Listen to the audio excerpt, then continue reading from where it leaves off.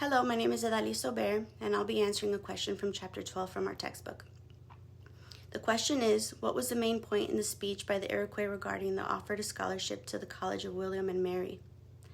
Today I'll be telling you about the speech given by a speaker of the Iroquois Confederacy and how he responded to an invitation by the commissioners from Virginia.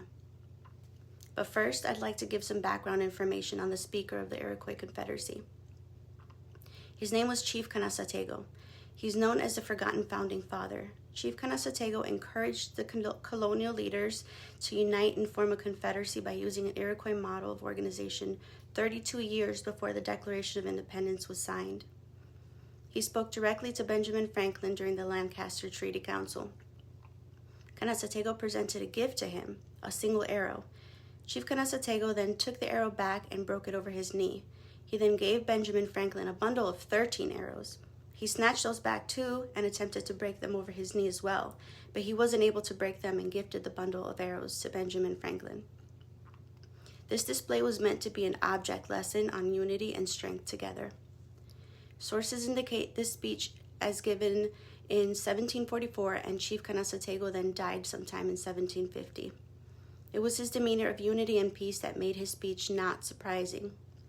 The commissioners from Virginia offered scholarship to the Iroquois people to the College of William and Mary, which Chief Canasatego graciously declined.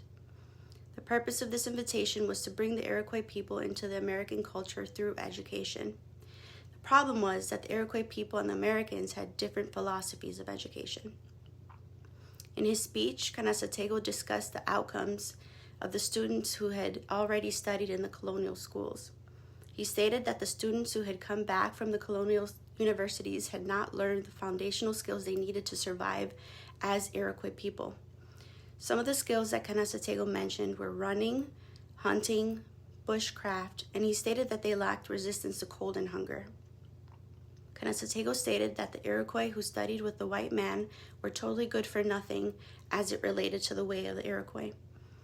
When these students returned from their studies, they struggled to fit into their own cultures because they were not savvy to the Iroquois ways. Smith points out that the students who came back from the boarding schools had to regain trust from their people. Canasatego also counter-offered that the Americans study the ways of the Iroquois people instead. Also of note is that the Native Americans students in the colonial schools were treated very poorly.